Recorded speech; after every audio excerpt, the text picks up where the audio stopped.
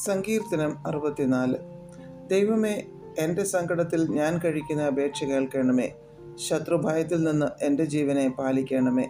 ദുഷ്കർമ്മികളുടെ ഗൂഢാലോചനയിലും നീതികേട് പ്രവർത്തിക്കുന്നവരുടെ കലഹത്തിലും ഞാൻ അകപ്പെടാതെ വണ്ണം എന്നെ മറച്ചുകൊള്ളണമേ.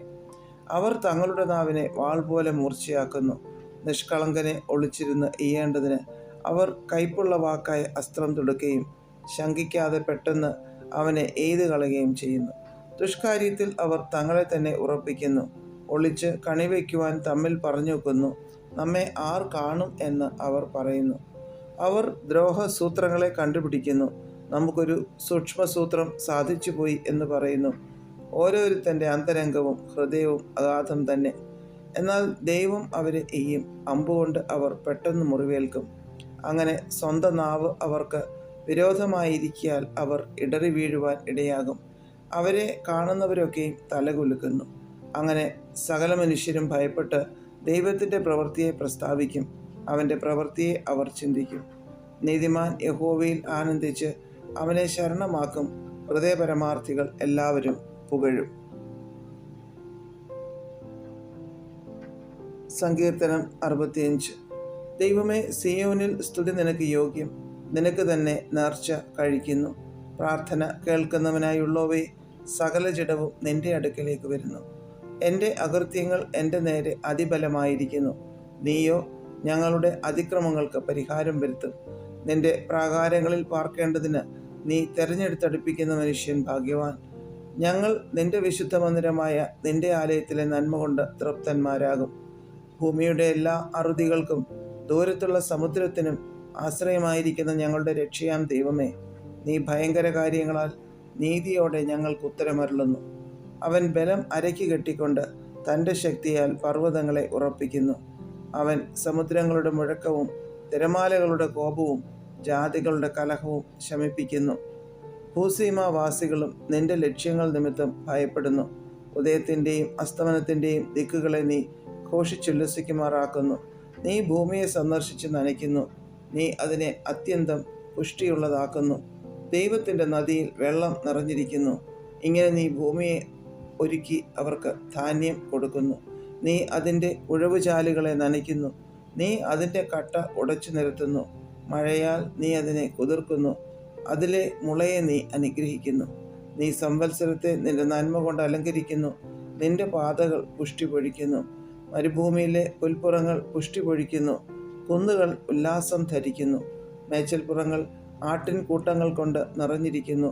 താഴ്വരകൾ ധാന്യം കൊണ്ട് മൂടിയിരിക്കുന്നു. അവർ ആർക്കുകയും പാടുകയും ചെയ്യുന്നു. സങ്കീർത്തനം 66. സർവഭൂമിയുമായുള്ളവയെ ദൈവത്തിൻ്റെ ഘോഷിപ്പിൻ. അവൻ്റെ നാമത്തിൻ്റെ മഹത്വം കീർത്തിപ്പിൻ. അവൻ്റെ സ്തുതി മഹത്വീകരിപ്പിൻ. നിന്റെ പ്രവൃത്തികൾ എത്ര ഭയങ്കരം! നിന്റെ ശക്തിയുടെ വലിപ്പത്താൽ ശത്രുക്കൾ നിനക്ക് കീഴടങ്ങും. സർവഭൂമിയും നിന്നെ നമസ്കരിച്ചു പാടും. അവർ നിന്റെ നാമത്തിന് കീർത്തനം പാടും എന്നിങ്ങനെ ദൈവത്തോട് പറവിൻ. വന്ന് ദൈവത്തിൻ്റെ പ്രവൃത്തികളെ നോക്കുവിൻ. അവൻ മനുഷ്യപുത്രന്മാരോടുള്ള തൻ്റെ പ്രവൃത്തിയിൽ ഭയങ്കരൻ. അവൻ സമുദ്രത്തെ ഉണങ്ങിയ നിലമാക്കി. അവർ കാൽനടയായി നദി കടന്നുപോയി. അവിടെ നാം അവനിൽ സന്തോഷിച്ചു. അവൻ തൻ്റെ ശക്തിയാൽ എന്നേക്കും വാഴുന്നു. അവൻ്റെ കണ്ണ് ജാതികളെ നോക്കുന്നു. മത്സരക്കാർ തങ്ങളെ തന്നെ ഉയർത്തരുതേ. വംശങ്ങളെ നമ്മുടെ ദൈവത്തെ വാഴ്ത്തുവിൻ. അവൻ്റെ സ്തുതിയെ ഉച്ചത്തിൽ കേൾപ്പിപ്പിൻ.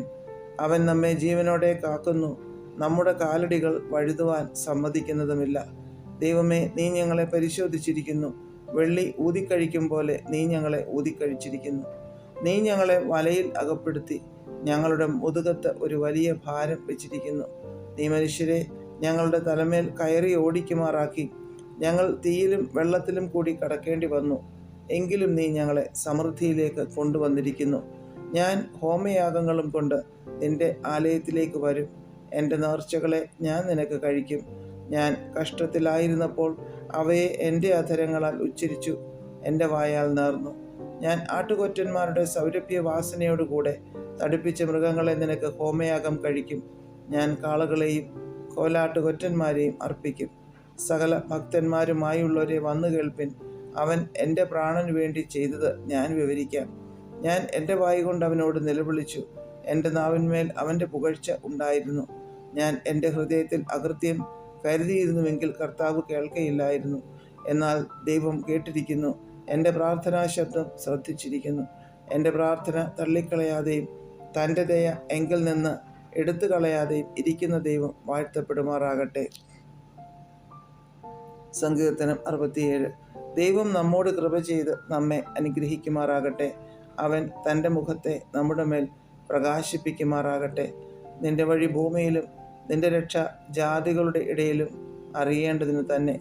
ദൈവമേ, ജാതികൾ നിന്നെ സ്തുതിക്കും, സകല ജാതികളും നിന്നെ സ്തുതിക്കും. ജാതികൾ സന്തോഷിച്ച് ഘോഷിച്ചുല്ലസിക്കും. നീ വംശങ്ങളെ നേരോടെ വിധിച്ച് ഭൂമിയിലെ ജാതികളെ ഭരിക്കുന്നുവല്ലോ. ദൈവമേ, ജാതികൾ നിന്നെ സ്തുതിക്കും, സകല ജാതികളും നിന്നെ സ്തുതിക്കും. ഭൂമി അതിൻ്റെ അനുഭവം തന്നിരിക്കുന്നു. ദൈവം, നമ്മുടെ ദൈവം തന്നെ നമ്മെ അനുഗ്രഹിക്കും. ദൈവം നമ്മെ അനുഗ്രഹിക്കും. ഭൂമിയുടെ അറുതികളൊക്കെയും അവനെ ഭയപ്പെടും.